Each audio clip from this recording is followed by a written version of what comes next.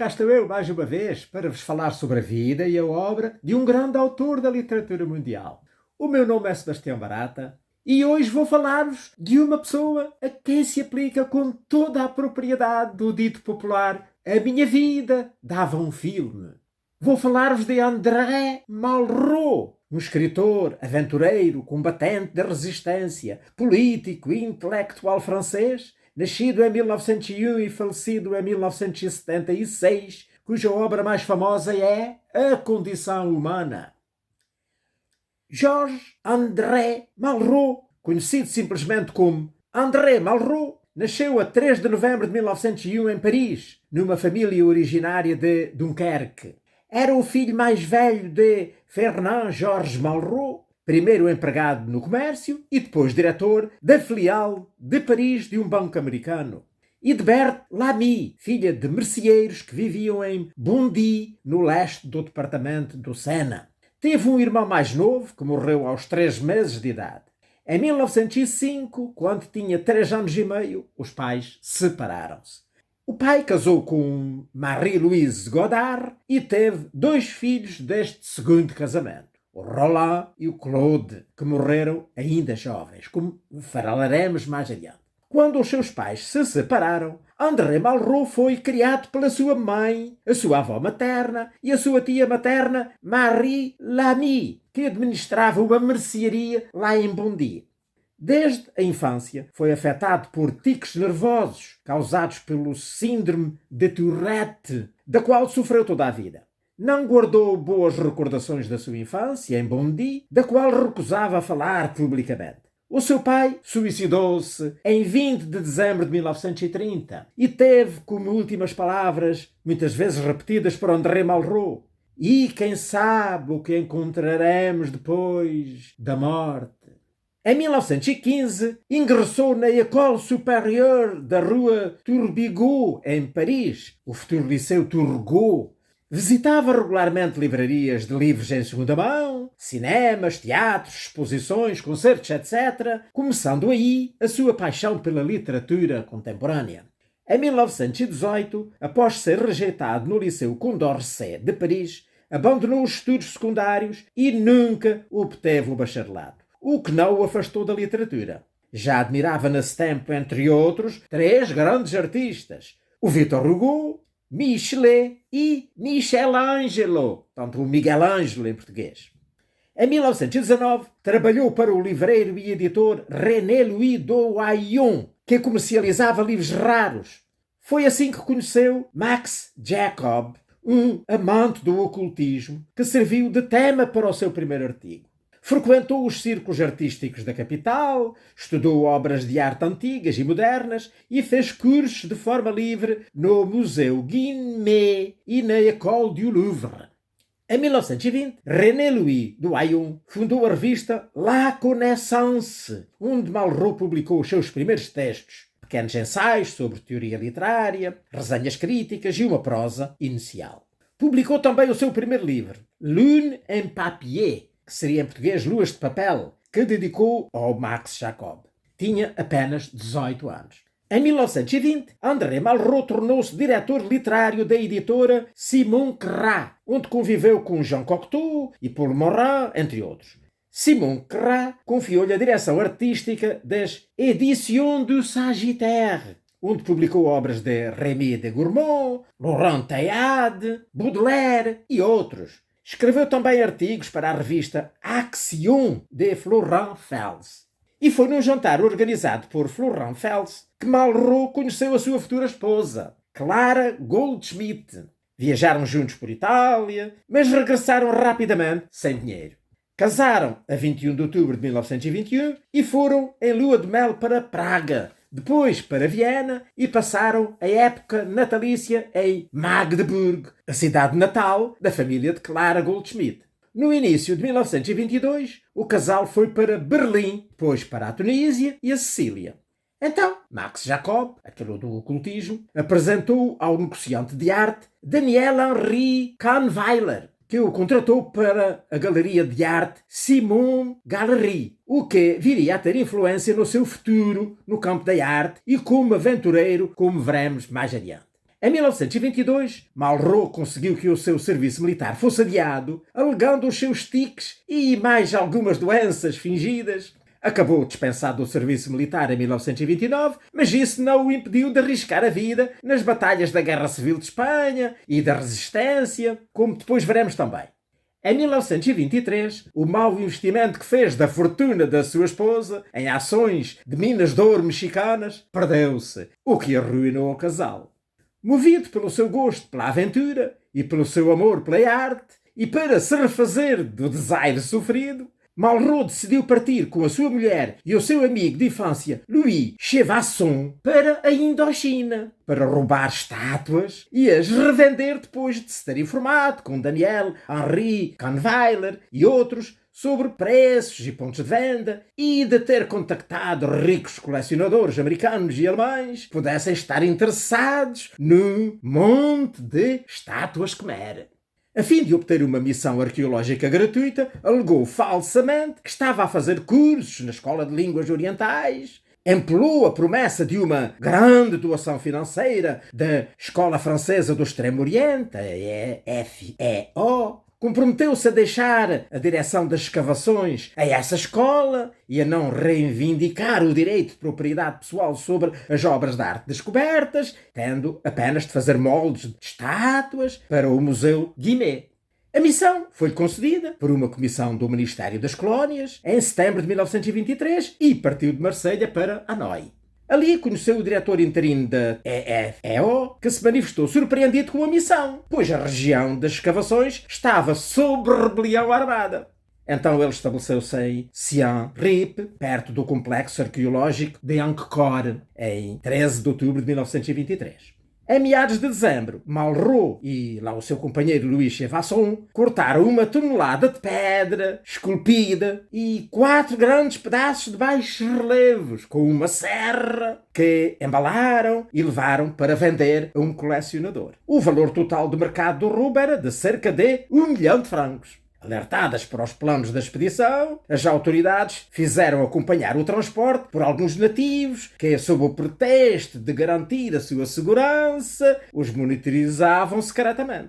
Na sua chegada a Phnom Penh, em 23 de dezembro de 1923, foram presos e colocados em prisão domiciliária no Hotel Manolis, cuja conta deixaram de poder pagar após 4 meses. André Malraux foi condenado a 3 anos de prisão e 5 anos de interdição de residência. E o seu amigo Louis, a ano e meio. A Clara Malraux, que apenas tinha seguido o marido e, portanto, não foi acusada, partiu para Paris em julho de 1924 e mobilizou os intelectuais da época, como o André Breton, François Mauriac, o André Gide e outros, em favor do seu marido, que assinaram uma petição onde exigiam um estatuto privilegiado para aqueles que contribuem para aumentar o património intelectual do nosso país. Está assim escrito lá na petição. Como resultado, a pena de Malraux foi reduzida para pena suspensa de 1 ano e 8 meses, sem interdição. E a do amigo para 8 meses, também pena suspensa.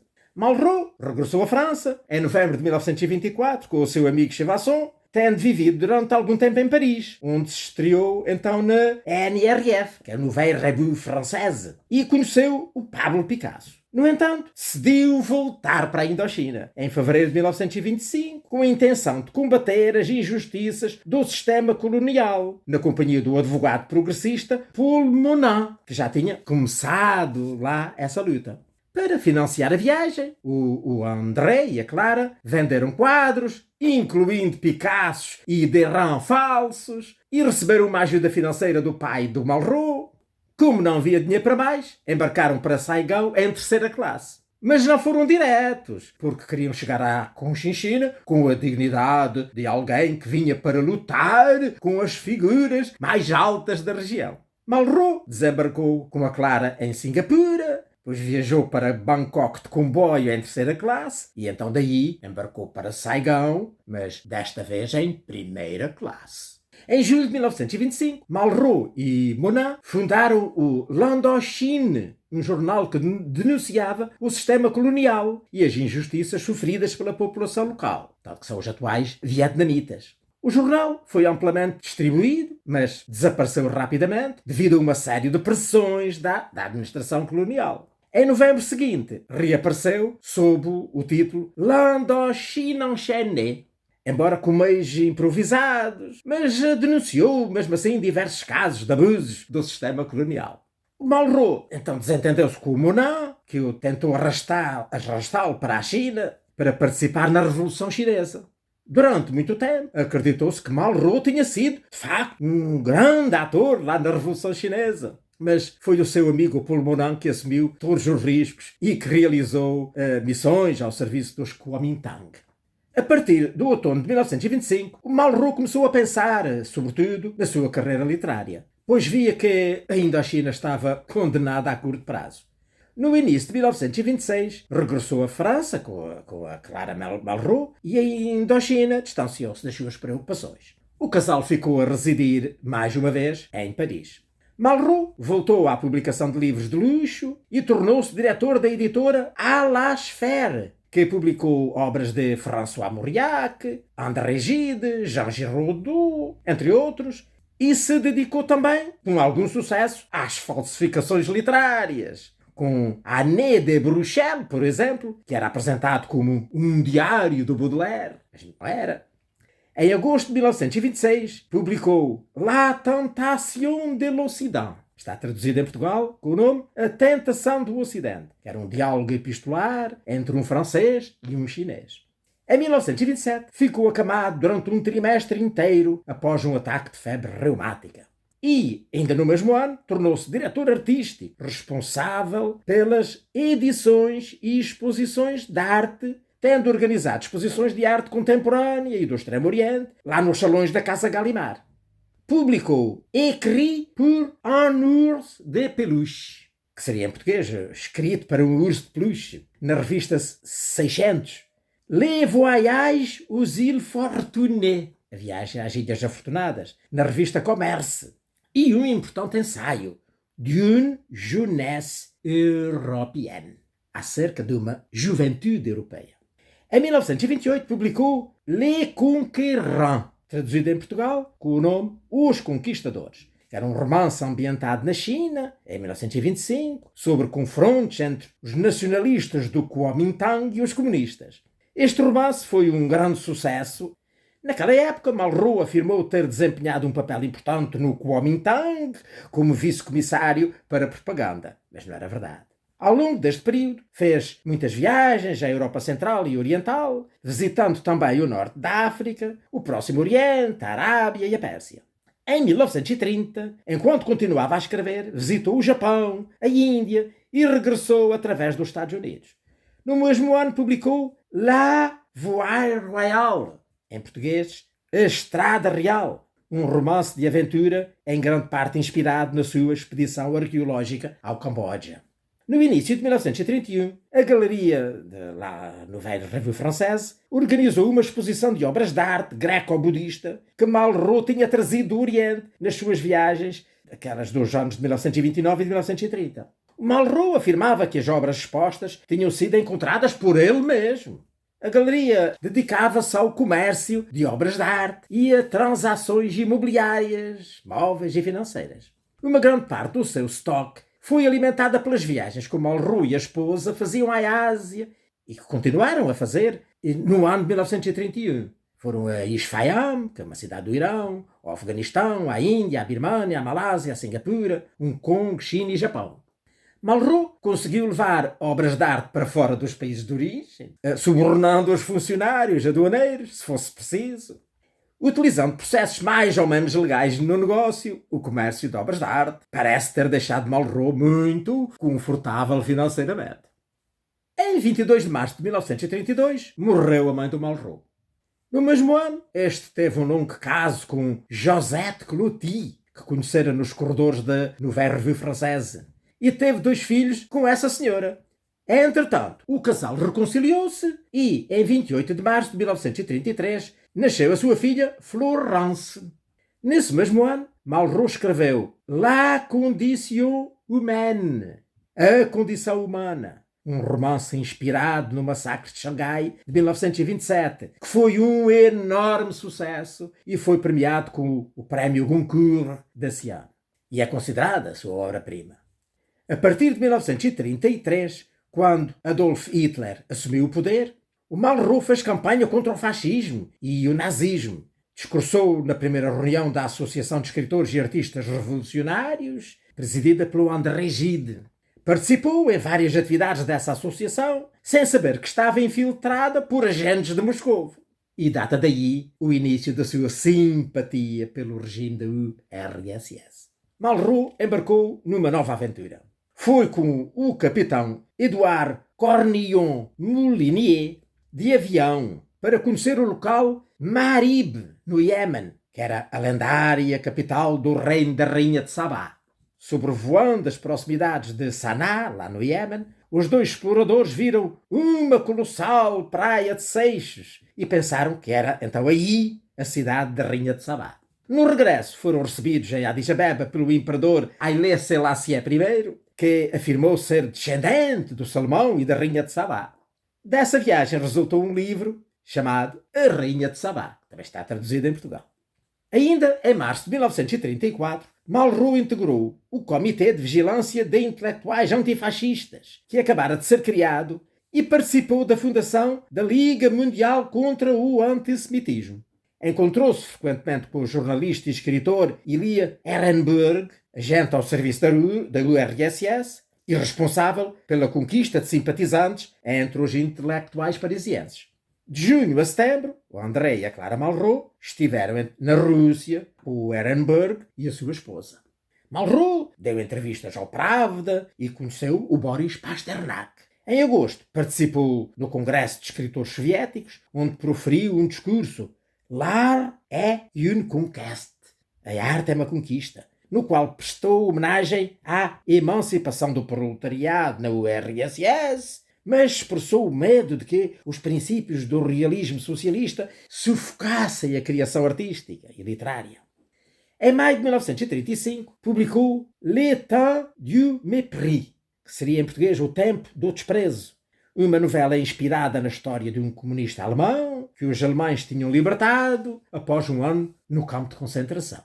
Em junho de 1935, foi o mais destacado participante francês no Congresso Internacional de Escritores para a Defesa da Cultura, no Palais de la Mutualité, em Paris. Este congresso era um evento planeado para a glória da URSS, mas alguns escritores conseguiram protestar contra a prisão de opositores pelo Stalin, embora o Malraux tivesse ajudado os soviéticos a limitar a ação dos manifestantes. No ano seguinte, participou na nova edição do Congresso Internacional de Escritores para a Defesa da Cultura, desta vez realizada em Londres, onde proferiu também um discurso. Em 18 de julho de 1936, eclodiu a Guerra Civil de Espanha.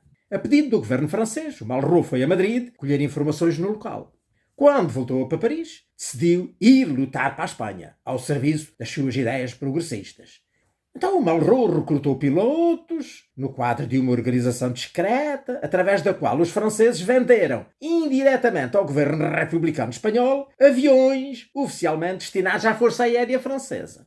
Com aviões e pilotos promissores, o Malraux foi bem recebido e o Ministério da Aviação Espanhol graduou no posto de tenente-coronel.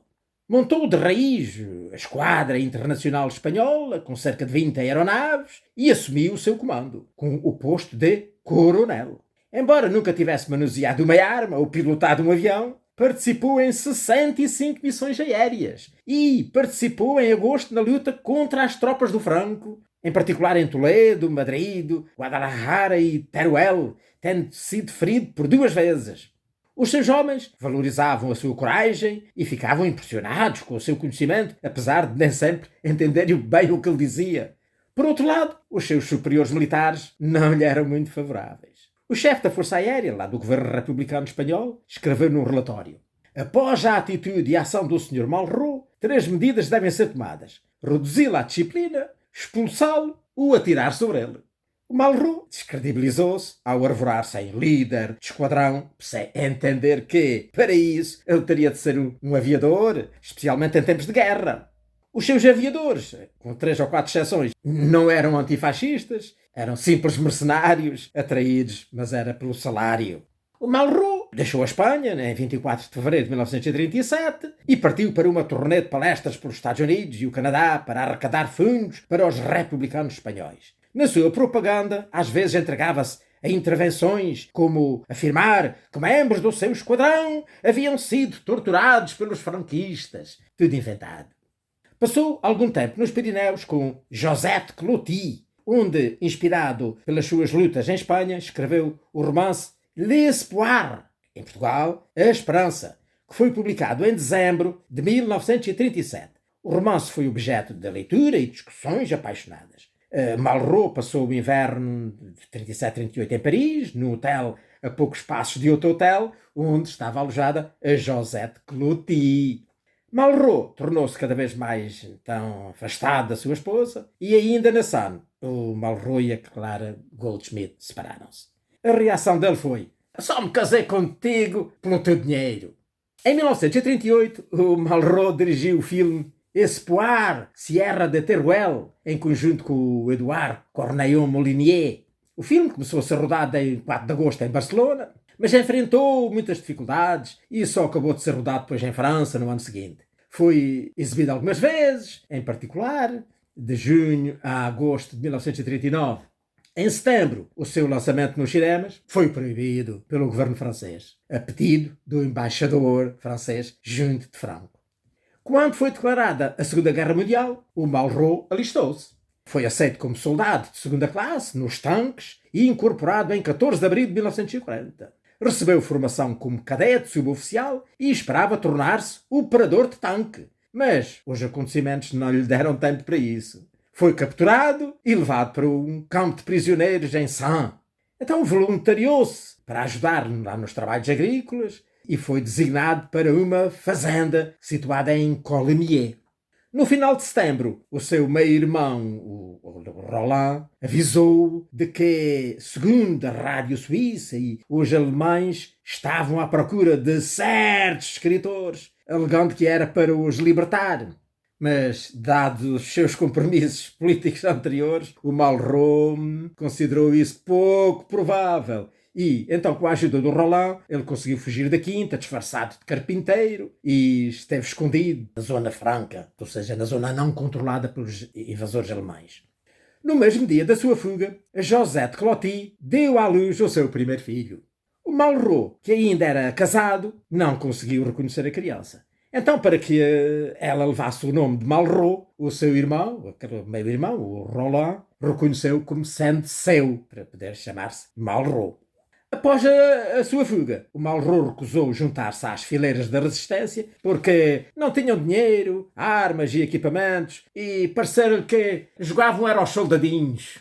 Em janeiro de 1941 mudou-se com Josette Cloty para o sul da França. Restabeleceu o contacto com escritores que viviam lá no Côte d'Azur, como o André Gide e o Roger Martin de Hogar, entre outros. Em 11 de março de 1943, nasceu o segundo filho, dele e da Cloty.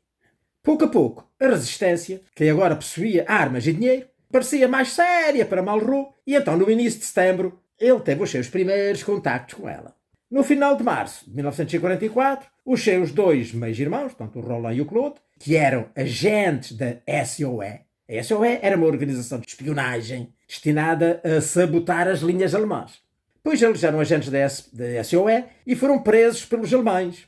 E então o André finalmente decidiu inscrever-se na resistência, adotando o apelido de Coronel Berger. E foi integrado numa rede lá da SOE, estabelecida na Dordogne, no sudoeste. Ao longo do pouco tempo de envolvimento com a resistência, o seu papel foi mais assim de testemunha e de companheiro de prestígio do que o de agente, sendo mais útil pelo que dizia do que pelo que fazia. Então lá o Coronel Berger foi preso pelos alemães em 22 de julho de 1944 durante um tiroteio ao carro de Georges Gillet, que era um importante agente lá da SOE. Foi submetido a interrogatório lá pelos alemães e após várias transferências acabou por ser encarcerado na prisão de Saint-Michel, em Toulouse. Mas quando os alemães deixaram a cidade em 19 de agosto, ele viu-se livre. Acabou por estar preso somente menos de um mês.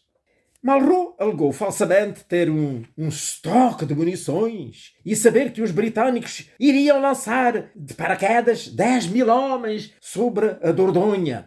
Encontrou oficiais que assinaram a sua graduação no posto de coronel e a sua nomeação para esfiar a recém-criada Brigada Alsácia-Lorena, que reunia antigos combatentes da resistência lá da Alsácia e da Lorena que se tinham refugiado no sudoeste. À frente da brigada, o Malraux participou na campanha do primeiro exército francês nos Vosges e na Alsácia, em particular na captura das cidades de Daine-Marie e de Colmar, bem como na defesa de Estrasburgo. A brigada acabou por ser dissolvida depois em 15 de março de 1945, ainda antes, portanto, do fim da guerra. Entretanto, Josette Cloty, mãe lá dos dois filhos do Malraux, tinha morrido num acidente no dia 12 de novembro de 1944. Após a libertação da França, o Malraux foi agraciado com várias distinções britânicas e francesas, que vieram aumentar o seu histórico pouco verdadeiro de serviços à resistência. Ele, por exemplo, afirmava que tinha passado à clandestinidade em 1940, ao passo que, como nós vimos atrás, só o tinha feito em 1944, só lá esteve uma meia dúzia de meses. Terminada a guerra, André Malraux foi residir em Paris com Marie-Madeleine Liu, que era viúva do seu meio-irmão Roland, que, como vimos, tinha sido preso e deportado e que tinha falecido na prisão. E também com o seu sobrinho, Alain, portanto, filho da Madeleine e do Roland, não é? Em 1947, o Malraux conseguiu finalmente o divórcio da Clara e, menos de um ano depois, no dia 13 de março de 1948, casou-se com a cunhada, portanto, com a Marie-Madeleine. Malraux mudou de maneira surpreendente em 1944 sobre a questão do comunismo, à qual ele agora tinha uma hostilidade quase odiosa. A partir de 1945, apareceu ligado à pessoa do General de Gaulle, no Rassemblement du Peuple Français, o RPF, que era o partido onde ele foi o organizador da propaganda desde 1947 até 1953. Então fez parte do governo do de Gaulle como ministro da Informação desde novembro de 1945 a janeiro de 1946. Em 1953 deu-se o declínio eleitoral lá da RPF e durante a travessia do deserto pelo de Gaulle entre 1953 e 1958 o Malraux manteve-se afastado da política e dedicou-se então mais à escrita.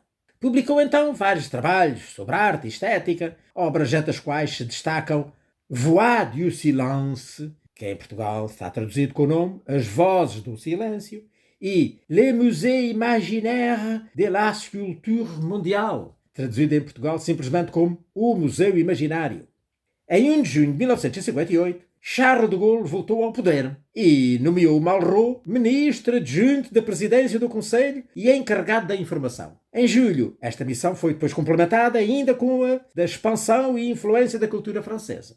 Depois, de algumas gafes, o de Gaulle pediu ao seu conselheiro Georges Pompidou que lhe arranjassem outra coisa. Então foi resolvido criar especialmente para o Malraux o Ministério dos Assuntos Culturais, porque seria o único capaz de dar o tom e a grandeza necessários para dar ao gênio francês o brilho e a influência, do qual o Malraux tomou posse no dia 8 de janeiro de 1959.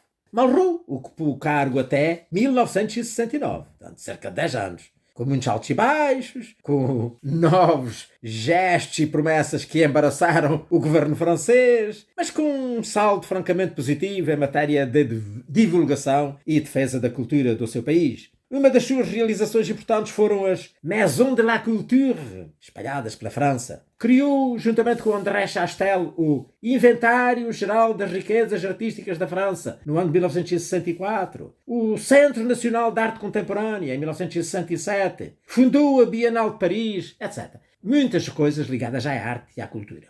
O Malraux viajava muito em ações de charme e fazia demasiadas despesas, ao ponto do de Gaulle encarregar os funcionários do Ministério para travar os seus gastos excessivos, enquanto, por outro lado, dava ao Malraux liberdade para fazer belas promessas. E para isso era ele muito bom, não é verdade? quando não tinha coisas boas para melhorar a imagem do De Gaulle e do seu governo, inventava-as e fazia, pois, belos discursos. No Ministério dos Negócios Estrangeiros era visto com um olhar bastante negativo. Considerava-se que estava a invadir os seus domínios e receava-se que nas suas viagens ao estrangeiro ele fosse fazer promessas que depois, por razões financeiras ou por outras, se revelariam inatingíveis. Em setembro de 1960, Malraux desentendeu-se com a filha Florence, por ela ter assinado o Manifesto dos 121, que era a favor da insubordinação dos jovens convocados para a Argélia, a Guerra da Argélia. Em 23 de maio de 1961, os seus 2 filhos morreram num acidente de viação. Este terceiro e duplo luto marcou uma ruptura definitiva com a felicidade que a vida familiar lhe trouxera durante 17 anos. Após estes acontecimentos, o Malraux adotou como seu filho o seu sobrinho, o Alain. Na primavera de 1966, a Madeleine e o André Malraux, após alguns rompimentos e retornos, separaram-se definitivamente, mas sem se divorciarem. O Malraux escreveu as suas anti-memoires, que apareceram em setembro de 1967 e foram muito bem recebidas pela crítica e pelo público.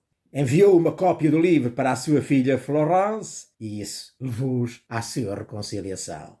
Em 1969, o general de Gaulle renunciou ao poder, na sequência das manifestações estudantis do maio de 68. O Malraux, que na política só tinha ocupado cargos como ministro do de Gaulle, abandonou a política de vez.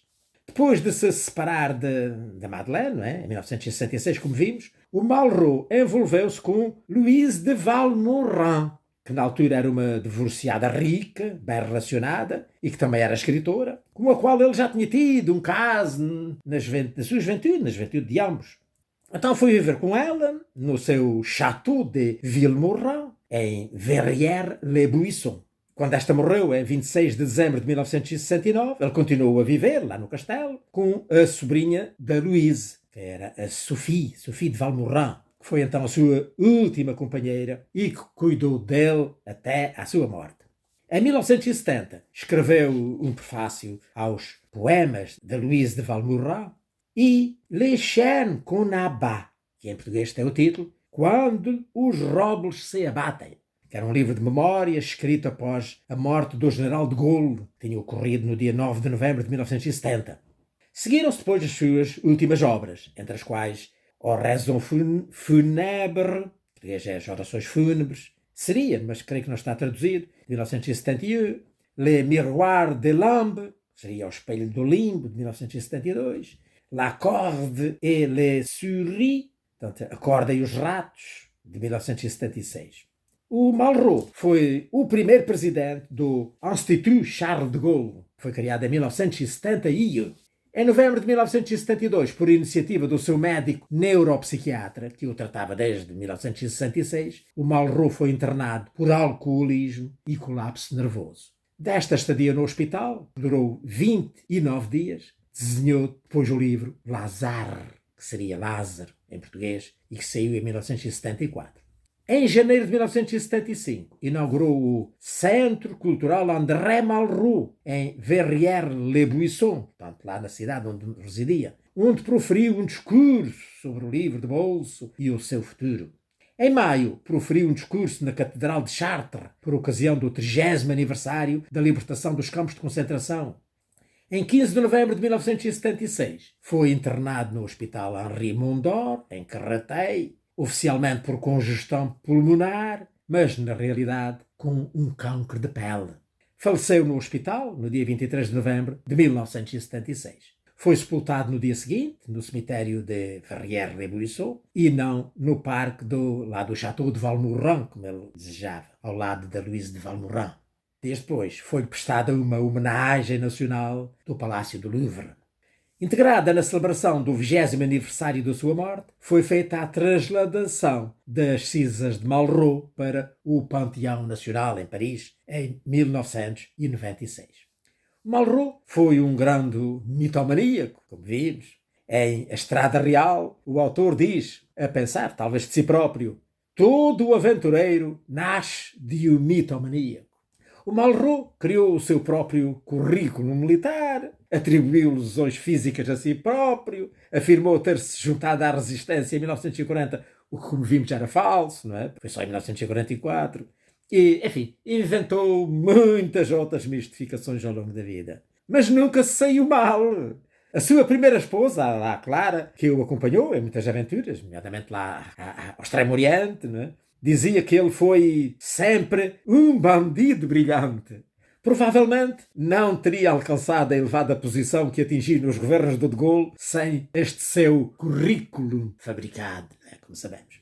Sem dúvida que o sucesso da sua vasta obra literária, de modo especial a Condição Humana, também contribuiu muito para o seu prestígio.